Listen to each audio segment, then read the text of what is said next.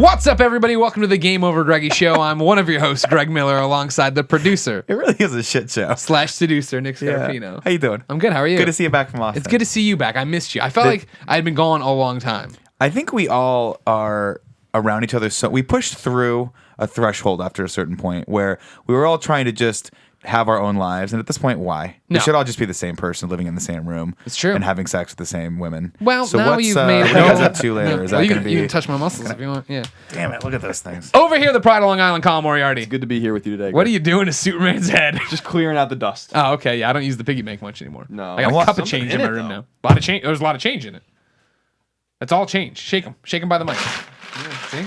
All right, you can continue. All right, cool. Okay, I was just you go through that's my change. And over here, this is a big one, ladies and gentlemen. There's no Tim. Instead, co-writer and the director of Air, Christian Cantamessa. Thank you, sir. Christian, thank you so much for coming by. It's my great pleasure. I'm very excited to have you here. I've been around you for a long time, and I didn't even know it. Because you have this new movie coming out, Air. It's out. If you're watching this on YouTube, it's already out. If you're watching this over on Patreon, it's out Friday. Everybody go get it. Because you can get it in theaters, or you can go get it on digital services. Sorry. It's like the bucket of Halloween candy. I apologize. I don't mean to be disruptive. No, it's fine. So you can go get it anywhere, all over the place. And this is big for you. Movies are big. It's a big deal, yeah. I mean, it's my first movie, Yeah. and your first movie is always a big deal. Yeah. I hope people enjoy it and go see it. It would be a good start if people went to see it. Yeah, that'd be and enjoyed helpful it. if people Yeah. went out and see it. Of course, links in the description. Go get the digital version right now. But we so it is theater and then VOD at the same Same at the day, same yeah. time. I You're love the that. future. You're the I love future. that. That's what I'm great. always telling I live Nick in here. the future. I That's don't- why I'm here. Oh, God. Ooh, I like that. I don't want I hope these. this isn't the future. I want this how to be. I want to see certain movies in theaters, but they're very few and far between. I want to see other movies just when I can. Fantastic Four. I don't want to see that movie ever. I don't want it to exist in my universe. So sad. I want to see it, and I want to see it because I really do want to form my own opinion of this film. It's been so just blasted in the media lately, and I think it's ever so more because of the tweets that have come out and all that stuff. I feel bad for the filmmakers on that one. Sure. I do want to go at least try to support it, but having said that, here's my issue: is that this film is out, which is fantastic. There's another great film coming out. There's good films coming There's out too many other more things to see. that I can't. I'm like, I'd rather spend my time watching Air than a movie that I'm probably going to enjoy way more than Fantastic Four. No, I mean, Thank you. I've seen it already, so paid I did to enjoy say it. it. No, to be clear, Nick and I Probably have not gonna be seen able to say Air. it. We've watched Air. We have watched We Air. enjoy Air. I sign off on Air. I sign off on Period. Air as well. We're going to talk I about do. Air at topic 2. I never tip my hand to the audience, let them know. Topic 2, Colin. Going to talk about Air and Air. making movies and doing all these different Oh, things. so you're talking about Air the movie? Not just not like the nitrogen molecules, and oxygen, carbon. not the Okay. molecules. Just the fact of making this movie with Norman Reedus from The Walking I Dead. wanted to just make sure that we were talking. Everyone knows that we're not talking about the atmosphere. I agree with you. Okay. Topic number 1 we're going to talk about is that you wrote a bunch of cool video games. I worked on a bunch of cool video games, yes. I did. You did the Manhunt. I did Manhunt. I love Manhunt. Yes. You did Red Dead. Red Dead. Redemption. I worked on Grand Theft Auto San Andreas. Yeah, I've never heard of that one. Yeah, small game. This Deus Ex, who I used to call Deus Ex. No. I worked on Shadow of Mordor. Yeah. That's the most recent one I've done. And then something that I just old stuff. Then you worked on Volume, the game. Yeah, sure. Then you wrote Batman? Batman and yeah. Shadow of Mordor. the one with- Red Dead. What are you doing? I'm Yeah, having it's fun. I'm making having up fun with my friend Christian, everybody. Back off. All right. And I Damn. manufacture credits, which is great. Great for my career. So you did a whole bunch of awesome games. Shadow I did of Mordor, some- Red Dead, Manhunt. Some fun games, and I worked with some really fun people. So I had a All right, that's where we're going to start Good talking. But experience. first, ladies and gentlemen, if you didn't know, this is the GameOverGreggy show. Each and every week, 4, sometimes 5 best friends gather on this table. Each bring a random topic of discussion for your amusement. I never realized how much I'd missed Tim until right then. Tim really does it hard. He does it really hard. I do. You just do the I tap. do like It's a not even nearly the very same. superficial sort of. It's like a wipe when you say this table. I just got like. I use it because there's so many different specs of shit on this I know. table. We after really I'm this table. gotta is get another This fucking. table's seen things. This table's seen stuff. This we don't get a table- new table till we get an office. All right. Or Or until studio. this one, and until Kevin inevitably just falls Falls right through through it this one. like Chris Farley. Like you know you're going to. Nope. If you like the show, toss us a few bucks over on patreon.com/kindafunny and get every episode early. If you don't want to give us any money, no big deal. Everything goes up on youtube.com/kindafunny for free, Monday through Thursday, topic by topic, until Friday when we post the entire show as an MP3 in one big video. All right, so Christian, here's what I want to know. How does one get started writing video games? Oh my God. When I started when nobody was starting. I don't know. I started in the mid 90s. 96. In Italy. So I don't have the most Kids traditional... move to Italy. Moved If to you want- Italy. if you and want to do this. It was a very different industry back then, but it was fundamentally a time when people were writing the book on how to tell a story in games, because there were some seminal games that had story in them. I had played Maniac Mansion on my Commodore 64 Sure. and The Secret of Monkey Island on my Amiga. And those kind of games kind of showed me that there was a lot of potential in the medium. But those people working on those games weren't writers or game designers. Again, when I started, the word game designer didn't really mean that much. It was just some companies didn't even have game designers, let alone writers. I mean, there was the occasional writer that was also designing the game or was coming in for a week to do some dialogue for the VO. So it was a very unconventional job opportunity. But I started working with friends of mine because they needed... It was an adventure game that it's long and forgotten, but they needed a story. They had the technology, they had Sure. the engine, they had an idea for the game, but they needed to tell a story with the game. And so they kind of came to me, and I was always into games, always into movies. I was making movies with my friends when I was 13 years old.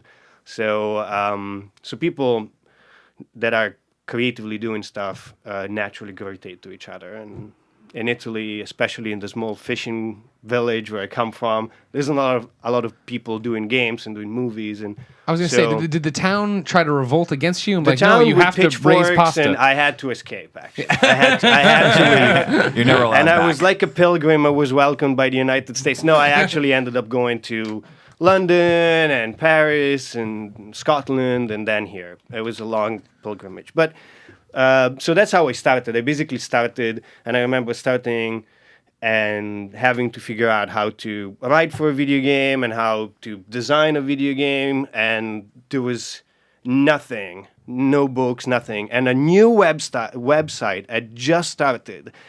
And I was like, this is really cool. And the name of this website was gamasutra.com. And it was Yeah. like brand new. I think I registered on it and I was like number 4 or something. Those were the days. Those were the days. Yeah, things have changed since then. Now that you can study game writing and game design at university. There's like a game design curriculum. Sure. It's unbelievable. It's And easy great. now. Now the kids have it too easy. We were making it up back in the good old days. That said, I'm gonna get my David Crockett hat off, and but that's how I started. Okay. I started because there wasn't a lot of people doing it, and there was a desire in the industry to become more of a storytelling medium, and clearly, it's just one avenue for games. Minecraft and Flight Simulator can show us that you can do perfectly well in games without having a story. Sure. But I think it's a little bit like saying that cinema doesn't need a story because there's documentaries. I mean, sure, there's like just different ways of utilizing the medium, and telling a story in a game is just something that I really enjoy doing, and it's a little bit different than telling it in a film or in a Sure. comic book or that. So That's an interesting way of looking at it too, because I've often thought about, because I mean I come from the world of film. I love films, and games are sort of a secondary thing as far as entertainment mediums are concerned. But it's interesting to note that, like, because you see a lot of games trying to tell more stories now, but maybe it's worse. It's not the right way to think about it as an evolution of that particular form of entertainment, as more of just growth. Where, like, you are right. Like, if you look at the biggest game, like Minecraft is probably one of the biggest games, if not the biggest game on the planet right now, and there's not the traditional level of storytelling being told there. Yet you have other games, most notably, like I just played Arkham Knight, and I just finished it, and it tells a phenomenal high level of story.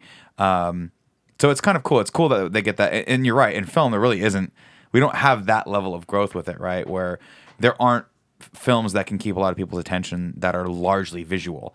Like we crave that story, we crave that one-to-one engagement with the characters in the story. And if we don't get that, we get bored immediately, and then the phones come out, and then I have to yell at people in the theater. And I have yelled at people. Have you yelled at them? Oh yeah.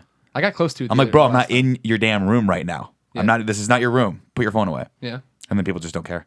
People don't care. I'll be like, stop doing that. And they're like, pff. But are you putting on the scary voice, or are you just doing it? I just did my dad voice. Hey, put that thing away. That's not good. That's Not good? You got to get up and you got to. I gotta work on it? Is that you what got you're to telling me? echo throughout the theater. Son of a bitch. That's what I've had to do. I need before. you. So how do you go? I want to know that. I was mesmerized by that conversation. Oh, so it's one of those you always want to do it. Colin, you always want to do it. You want to yell at people in theaters. Everyone wants to yell at somebody in a Colin theater. yelled at someone. What, you just yelled at someone the other day He just yelled at me earlier. for walking. Someone like walked by you the other day the wrong way and like bumped into you and like kept walking. And you're like, no, it's cool. I'm just standing here. Don't worry about it. Well, the newest thing that I like to do now is to stop as we've talked about, is to stop the the plane. there's no airplane. That's what it was. Etiquette anymore. That's what it was. So people just like get up and just start walking forward, like when the plane gets to the gate, when you're really supposed to wait for people to get off. And so I just like when the plane lands now, I just get up and stand in the middle of the aisle.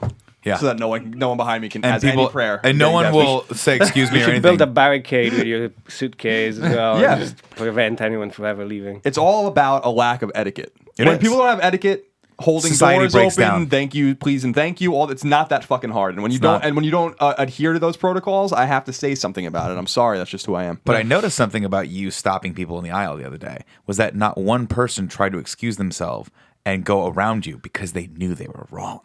They knew you were in the right, and they knew that by saying "excuse me" and trying to push past you, they were going to be even more of an asshole than they currently were. Yeah, Someone's got to stand up for what's right. I do.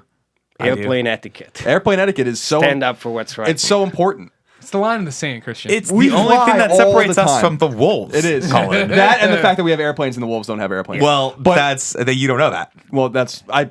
Well, It's another I one of, probably it's know another that. one You've of those never seen a wolf? undocumented wolf flights. It's just the camera zooms into the wolves, just like etiquette's very important. I feel like we've flown. I don't know why he's doing this. I've literally flown hundreds of times in my life, especially because my mom worked for Delta when I was a kid. So it's like it wasn't always like that. You know, people Right. had respect and got off the plane in an orderly fashion, got on the plane in an orderly fashion too.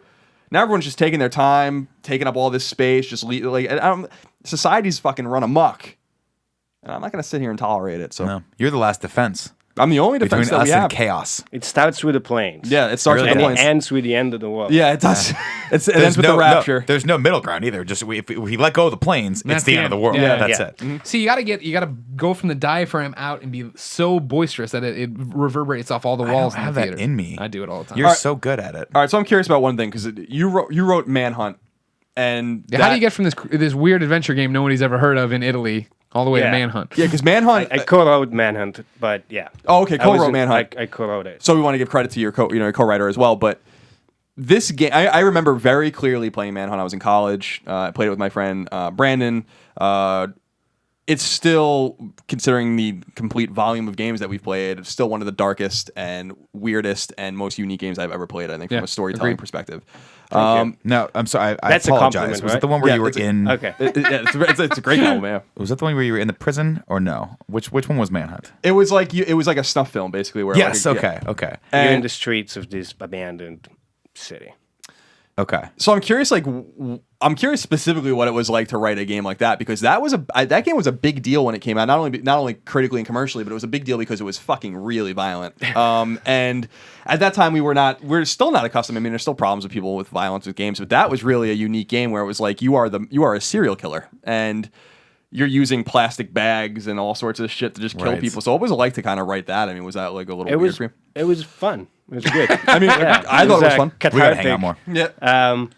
I don't think we set out with the idea of getting banned in a couple of countries and doing the most violent game out there, but certainly the idea and it goes all the way back to conversations that I had with Sam Houser and Leslie Benzies, who was the producer over at Rockstar North in Scotland, and Dan Houser. It was always, let's make a horror game.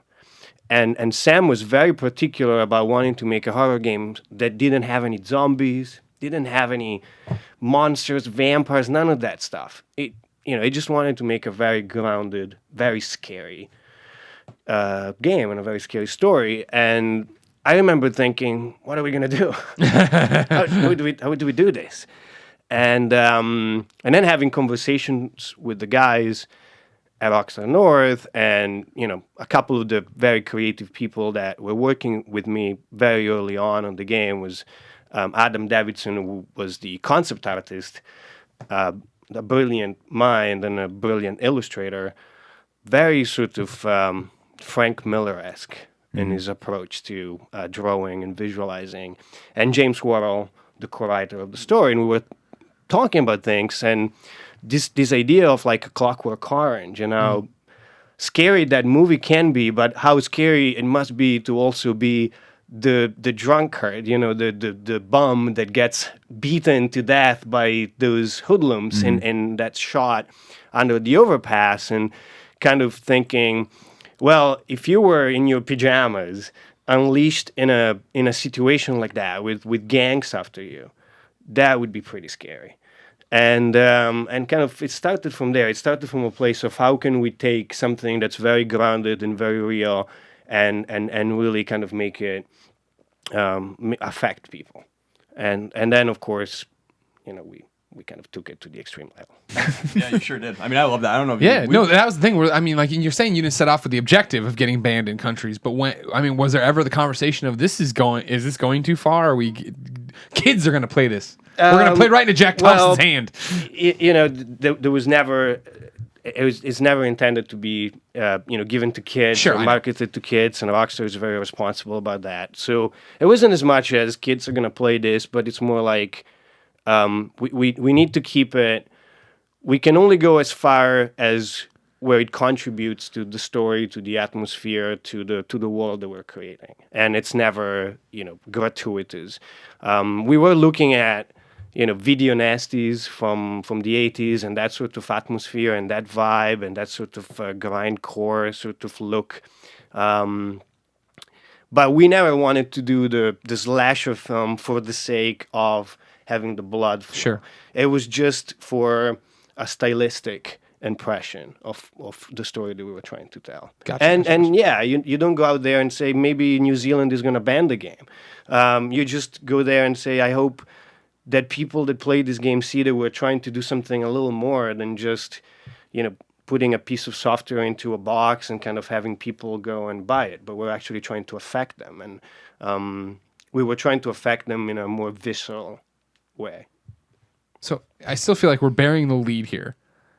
How do you get to Rockstar? Like, how do you get, like you know what I mean? You're over here. You're in this pasta village. That's all you know how to make. It was a village made of pasta. Yeah, exactly. You're growing the pasta in the fields. Believe it or not, Greg, that was racist. Really? I want you to know. Yeah, I don't think you can call. I mean, I'm Italian myself. How many times have you said "Mamma Mia"?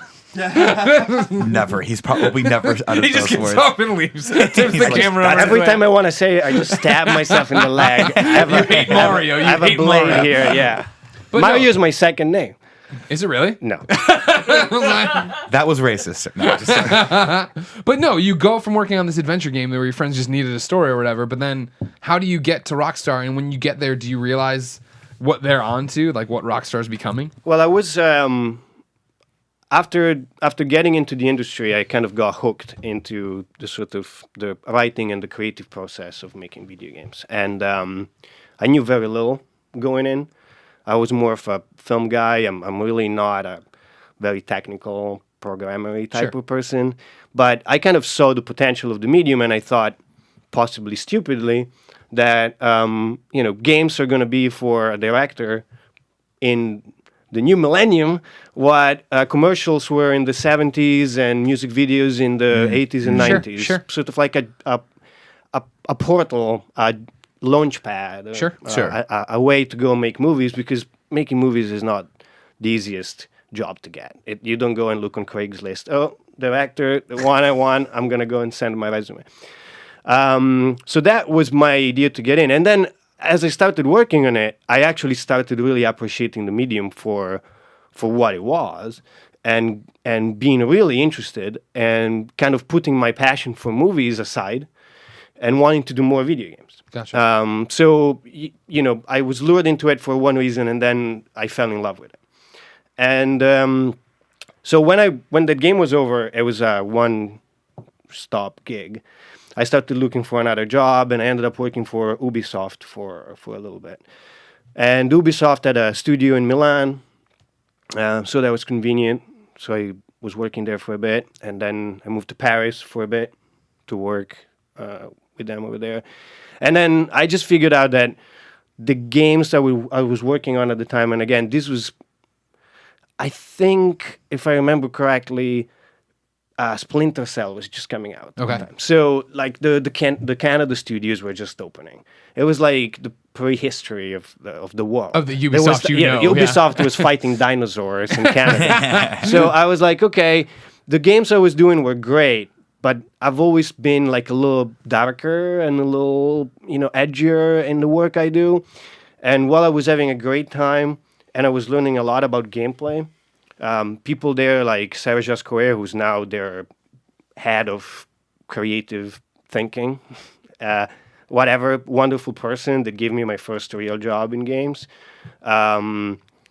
He taught me about gameplay, and he taught me about making games and what it means to kind of build a level, and made me build levels and that sort of stuff. And I had no idea. You're like, I just want to write. No, you build a level for Rayman. Okay.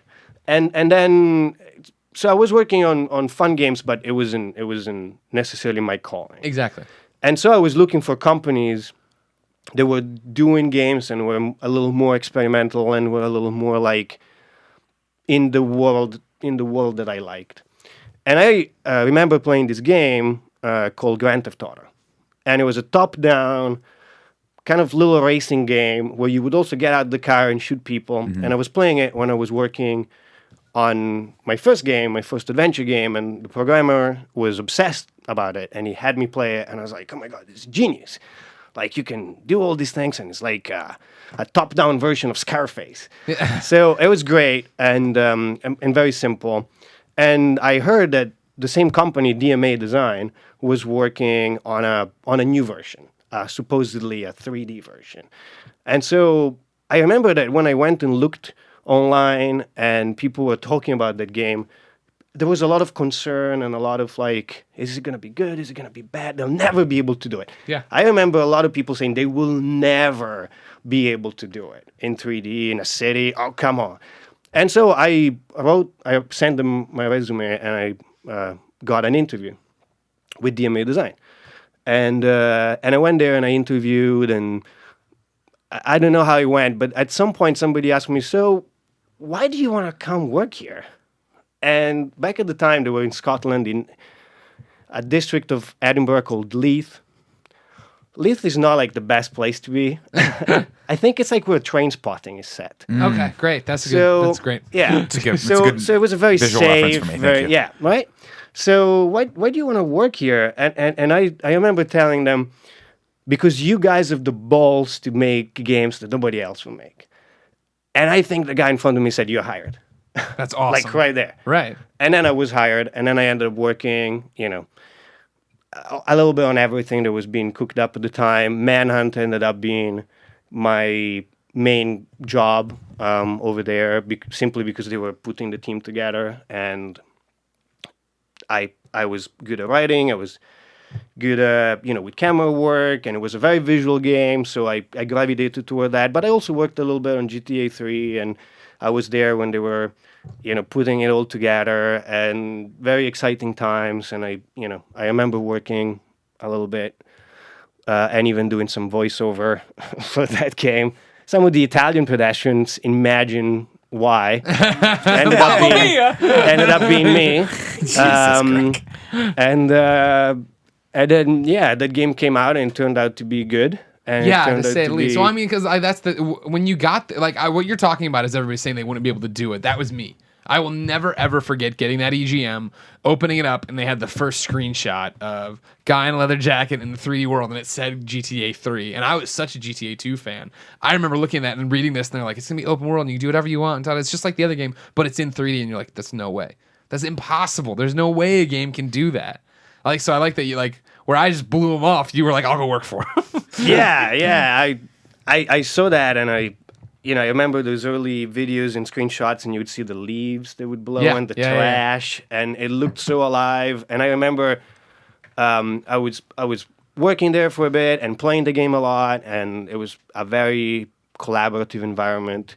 I just remember walking out of the office and walking into the parking lot with a few of the other guys and thinking, am I going to get that car or that car? I mean, you literally walked out of the game and into the real world, and you kept thinking about the game Sure. and the potential of the game. Sure. And so that was great. And working on Manhunt was equally great because they were very supportive, and you could really see that the roots of GTA and the roots of Manhunt are into just a genuine desire to create video games that were for an audience and for an audience that loved the games, but also they wanted more out of games. It's easy to forget that before GTA 3 and before a lot of what Rockstar did, games were still kind of in their infancy a little bit in terms of like how the medium was perceived and the stories and the subject matter that they could treat. And after GTA, and I'm going to say Manhunt even if I'm just throwing it in there because I'm sitting here at this table, but it was like a watershed moment where all of a sudden games had a completely different credibility, and I think that Rockstar has a lot to 100%. deserves a lot because of that. And after that, you would watch ER, and the doctors had the Rockstar logo on their lockers, so it was like it became a thing. Yeah. And it was good to be there. Well, and that's what's, I guess, the most fascinating talking about, your time there in particular is the fact that you get there as the rock star I think everybody knows now is born, right? I mean, GTA 3 is the coming out party. My contract that I've kept still says DMA design. Right, and right, there's a right, little right. guy made of a D, an M, and an A. Which is also great because DMA Design was a great company that has a great history. They made Lemmings, which I played when I was a kid, and Body Harvest and Space Station Silicon Valley. And then it became Rockstar North. Right. And now everybody knows them for the blue Rockstar logo. Yeah, I'm curious, like, because of your heritage there at that kind of embryonic state with 3 and then with Manhunt and then San Andreas, and then you get to work on something like Red Dead as well, which is an exceptional game, and a lot of people think actually maybe their best game. Because of you. Because of you. Of course, of I you. take complete credit for the entire game. I heard there was a meeting at some 200 point where you're like, let's put horses in this game. And they're like, great, cowboy game with horses. Up until that point, they had motorcycles, Yeah. right? Yeah. And I'm like, you know what? It was Genius. Yeah, it was motorcycles and correct. cars. I'm curious. I'm curious if you felt like that. It's kind of validating for you because it's not only by the time Red Dead comes around, the expectations of Rockstar just generally as an entity, not even just a Rockstar North, is through the roof. And yet they just keep going back to you to write more and more stuff, and that must have felt pretty validating for you, because at that point you probably could have written your ticket and gone anywhere at that, like with something like GTA or Manhunt on your resume. So was that kind of cool for you? Well, it was. First of all, it was a great place to work. So I don't think that you didn't just stay there and get the credits and then go, oh, I could go everywhere.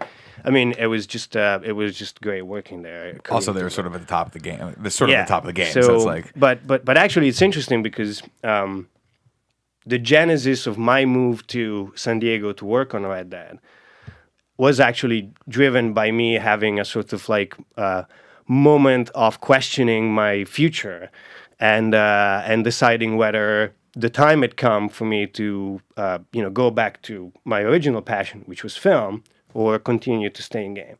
And it was literally like, it felt a little bit like Luke in Star Wars going and saying, hey, Uncle, can I go to the academy? And Uncle saying, no, you need to stay for another harvest. I literally went and talked to my uncle at the time, which was Leslie Benzies, the producer. Was he on Tatooine? Or? It was, yeah. We had moved the office to Tatooine. I went to talk to the producer of GTA, Leslie Benzies, who was, also a personal friend and like a wonderful human being. And I just didn't know what to do. I was kind of like a little lost. In a way, I was finding some creative success in what I was doing. Manhunt, I wrote the sequel to Manhunt, but then that was given to another studio. I was working on internal projects at Rockstar that even if they never saw the light of day, were very exciting, and I can't talk about, but it was a great place to be creatively for me, and because I was so fueled by all these ideas, there was a part of me that was like, what are you doing? Shouldn't you just Sure. didn't just get this whole thing started because you wanted to make films? And so at the time I just really didn't know. And this was 2004, late 2004. And so I had a conversation, like a very good conversation, and basically Leslie told me, why don't you wait and do something new, do another bigger game, maybe move. We have so many other studios.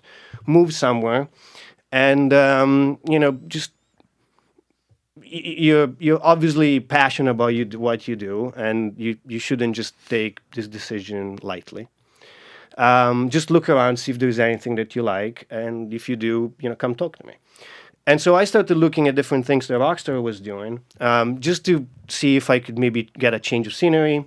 I was thinking of going to London, be closer to like the movie industry over there, so I could work on games over there and work on movies, maybe, hang out with the people who make them, or go and make cups of tea at the production company and, see if I could slide a script under the door somewhere. I started looking at New York, where the headquarters of Rockstar are, and then San Diego popped up. And San Diego was in the very early days of the sequel to Red Dead Revolver. And that was going to be like an open world game. And it was called the Old West Project. Very good name. It's a great code name. The No one Old could ever West. possibly figure out The what it Old West Project. And, I remember just seeing a video, an internal video of the technology that the guys were building that eventually became like the Rage engine and the landscape. And it was just mind-boggling. Yeah. Just mind-boggling, the rendering distance, where in GTA at times you have to put buildings in the way so that, the cities can stream. These guys were just opening it up, and it was like desert and countryside and grass and cloth and rope, and it was like amazing. And then, not second to that, the fact that it was an opportunity to move to the United States. And that also seemed appealing to me because it was like hitting the big reset button. And I had done it before once. I went from basically Italy and a little bit of France to Scotland. Sure. And that was really good for my life, creatively, and a good challenge. So I figured that's it. That's what I need to do. I need to kind of go over there and get involved with that game. And when I got to San Diego, there was a very, very small team. It was like a skeleton crew. I don't want to say numbers because I could remember it wrong, but maybe there was 15 people working on the game. Damn. And, and it was programmers that were like working on it, but also working on like the core technology. And I remember that as I joined the team, some really brilliant people got pulled in to work on it as well, and became kind of like they were building the leadership structure. So Ted Carson became the technical director of the game. And Ted is just a brilliant mind. And Darren Bader was the art director. And Darren Bader illustrated like Magic the Gathering cards and covers for like Dungeons and Dragons. I mean, the guy is a painter, and is a wonderful painter. And he would like take screen grabs of the game and paint over them. And this is how it looks like. And you go, ah. So they were putting together these people, and I met them. And I just felt at home right away. And so I think 2 or 3 months later, I was in San Diego. And I was thinking, I'm going to work for a couple of years in this game. And then, maybe whatever happens. Then I'll make a couple of short films, and I'll go maybe shoot a movie. The game took 4.5 years to make. But was the idea of moving San Diego to get you closer to LA?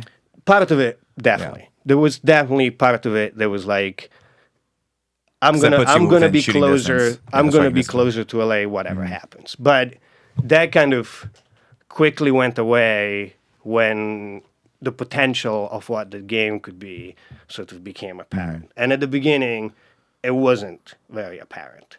It was more like a question of really getting that core team together. And when Ted and myself and Darren, and a few of the other guys kind of really kind of came together and started seeing it. That's when Sam started seeing it, and Dan started seeing it, and that's when things got really exciting. And so is that when you knew that this was going to be something like... I never knew that Red Dead was going to be a success, but honestly, you never do. Yeah. And I think I had a bet with some of the guys over there that we would sell less than 2 million copies. I've lost that bet. Yeah. Hopefully it wasn't for too much money. It wasn't, luckily. Was there, I mean, again, you're there basically as Rockstar becomes the golden boy of Rockstar, like, was there mounting pressure? I mean, like, you make it sound so easy. Were they like, go to another studio? No big deal. You know what I mean? Like, was it like that, or is there, like, intense pressure every day? Like, we have to be better than last time. Sure, you have pressure. Yeah. You try, also I wasn't running the studio. Sure. I was, on the creative leadership of one game, and then there's like people that are actually taking care of the day-to-day lights and everything and hiring people.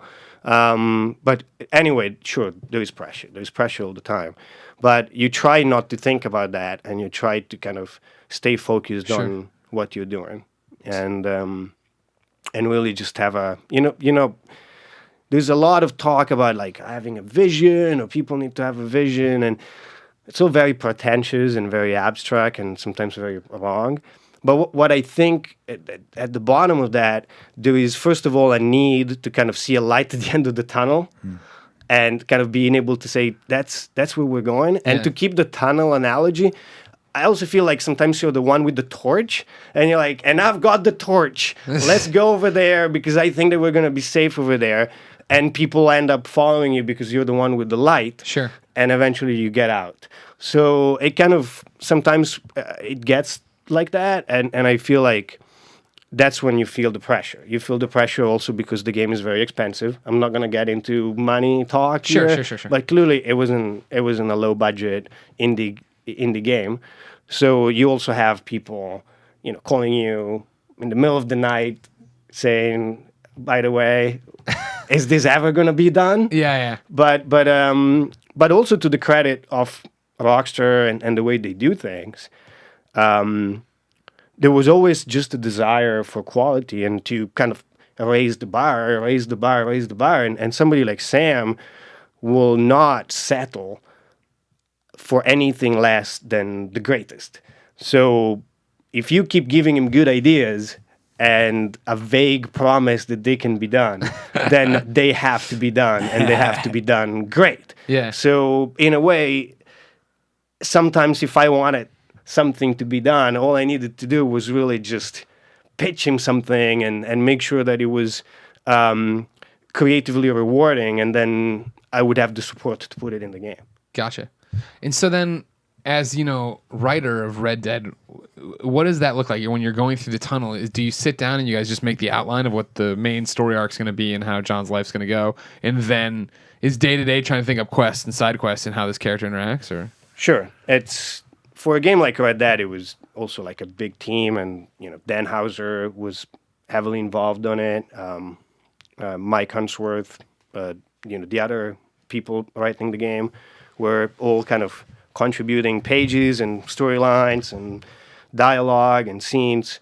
But fundamentally, what you do when you're stringing it all together is really trying to have, you sort of have three different threads in your head. And on one, you have like the characters of the game that you want to. Great stories come out of great characters. And so the focus at the beginning and throughout it is always like, how do we create great characters that players will want to spend time with and will motivate you to do stuff. And then you have the environment, which is basically, especially in games, like a great tool to tell the story. You can tell a lot of the story in the way you're building the environment and shaping it and the things that happen in the environment. And then, of course, you have like the game part. You have like the toys you're playing with and the character that you control, and that also kind of contributes to the narrative in a pretty major way. So you have ideas, and everybody in the team has ideas of like, we want to have horses, wild horses, cows, herding, ropes, lassos, wanted posters. So there's all these ideas that are coming up, and then you have these threads, and you're trying to wave together like a tapestry, right? And that becomes the job. The job becomes waving it all together. Gotcha.